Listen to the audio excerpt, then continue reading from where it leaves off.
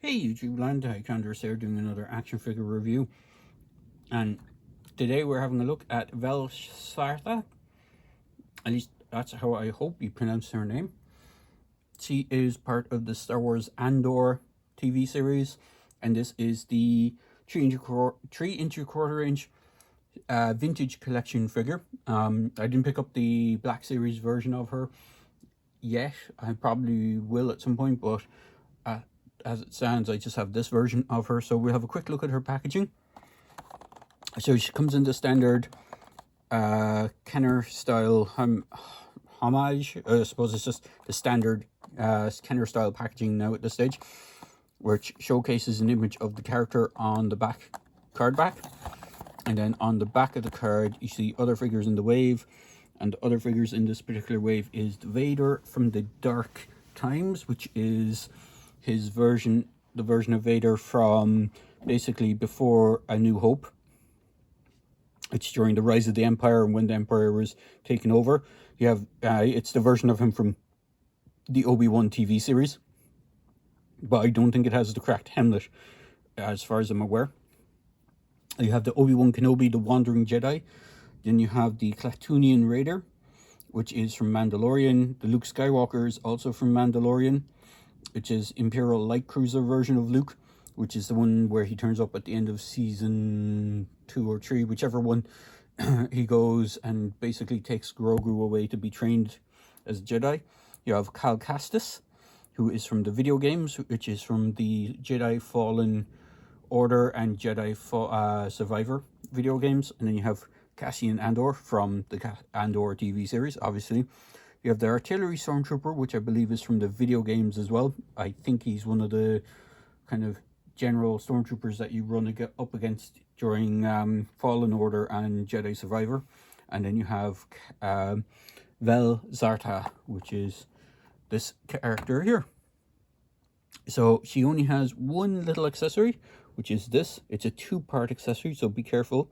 Now, when I picked it up out of the packaging, I think it's supposed to go this way with the larger side of the elbow, or the elbow rest thing, or whatever you want to call it.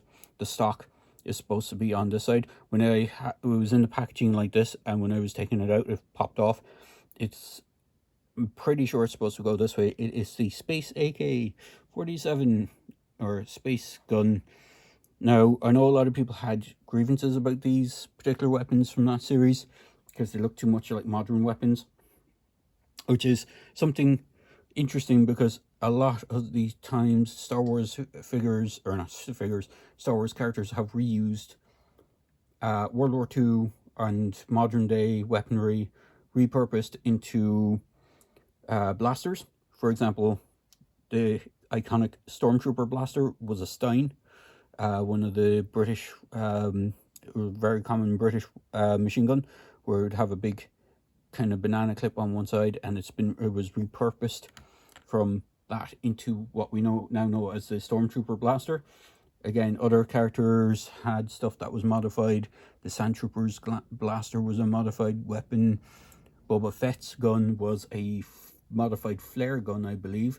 Even Leia's and Han Solo's blasters are all modified from World War One era, World War II and World War One era pistols. So it isn't uncommon for the Star Wars creative team to get a little bit creative with their guns. It's just they haven't really used modern day counterparts for this. So that's probably why people weren't too on board with that particular weapon. But for the most part, she's not a bad sculpted figure. She is a bit on the small side, even though this is supposed to be a 3 3/4 inch line. She does stand just nearly 3.5 inches, so she is a little bit on the smaller side. Even if we're bringing the Stormtrooper is nearly a head height above her, so there is a like height difference. I'm not sure if it's accurate to the actress who portrayed the character, if she's that small in real life. I thought she kind of had the same. I'll have to go back and rewatch Andor, but I thought she was around the same height as Andor. Maybe I was wrong. Maybe she was a smaller stature than Cassian himself. but I thought she was around the same height as like the kind of general stormtroopers and thereabouts. But she does seem to be a bit on the smaller side. Articulation wise, her arms can rotate out that much. They can rotate all the way around. She has a single jointed elbow with a good over 90-degree bend. She only has swivels in the wrist, which is interesting because some of the figures later on incorporated a hinge, and she's one of the ones that don't have that. I think it's because of her, I know it sounds kind of sexist, but the female stature, her wrists are smaller than the kind of other characters. So I think it's something to do with that they weren't able to incorporate the hinge into it. In fact, if I bring in this guy, I believe he has the hinge. This is the gunner. So you can see he actually has a hinge in the wrist where his glove meets the where the wrist would be. He does have that, she doesn't, and these were released near around the same time. So she has an upper bicep or upper kind of waist swivel. She has nothing in the actual lower waist. She has a kind of diaphragm. She has a ball jointed head, which really just gets a more side to side, a little bit down, not much in the way back because probably the ponytail getting in the way.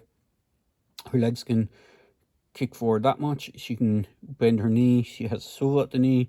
She still retains the rocker ankles. She has peg holes on both of her feet, and she is a fairly decent figure. And the head sculpt is quite good. It's quite a good likeness to the character, and it actually has quite a good paint job on, or it's not even a paint job, I think it's the cast. The way they did the plastic is actually quite nice. I've seen other kind of character figures, for example, bringing the old Jin Erso, the likeness wasn't great. This was before they started doing the photorealistic style laser, what do they call it, digital rendering for the characters. So, but we will have her stand next to her. Even Jin is taller than her, I believe. Just get her to stand back up with Jin. So yeah, Jin is nearly, her shoulders are nearly a couple of centimeters taller than Vel. Sticking with Imperials, or not Imperials, but Star Wars, bringing that Imperial gunner again, which will be one of my next reviews. Bringing a standard, well, semi-standard Stormtrooper. This is the one from, I believe he's one of the guys from Joker Squad. So he is one of the guys with the removable helmets. We'll bring in this engineer guy from Joy Toy. Bring in the Phantom, who's going to knock everything over.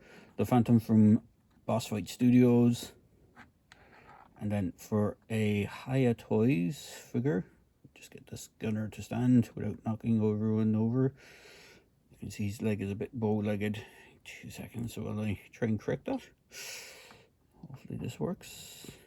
And it's that there. And then for Joy Toy figures, we'll bring in Mean Machine. He seems to be a staple, reoccurring figure because I have him so close to hand most of the time. And we'll bring in, as long as he doesn't knock everything over in the corner over here, bring in one of the Predator figures from Hiya Toys as well. His leg is a bit bow-legged. See if we can get him to stand. Come on. There we go. So you can see the height differences across the board. All in all, not a bad figure. I'm just going to move this out of the way just in case the camera is focusing too much on the card back. But all in all, not a bad figure. I did pick her up on sale, so she was on a bit of a clearance. So I think I only paid like $10 or €10 for her, which is equivalent to nearly $10, which is, I think, what the old vintage collection figures started off with, and then they went up to like 15 a pop. So the standard price for these guys over here, I think, is nearly 20. So it was a bit of a saving. She was nearly half price. So it wasn't too bad, but I picked her up and a whole bunch of other vintage collection figures, and I will hopefully get through them at some point. So there you go, guys. I hope you enjoyed this quick video review of the Vel Sartha from Andor. The TV series was fantastic. I'm not sure what people kind of thought of some of the characters. I think Vel was maybe one of the more weaker characters that people weren't too like weren't behind as much as Andor himself and some of the other characters that popped up. But even still, she's a good figure, and even if you wanted something as a background character for a diorama set, she doesn't look too bad. She's fairly generic enough looking that you could get away with her being just like a kind of normal civilian. She doesn't have too much in the way of pockets and pouches that have like high-tech gear on her, so you could even just use her as like a modern day equivalent of a character, just like someone hiking or something like that, if you were having a diorama session like the wilderness. So there you go. She is not too bad for her intended purposes or diorama purposes if you wanted to. So I'm going to wrap this up here. I hope you enjoyed this quick review. Well, hopefully it was a quick review and my normal waffling. And as always, please feel free to like, comment, subscribe to my channel to help my channel grow. And I hope you all have a good day. Cheers, guys.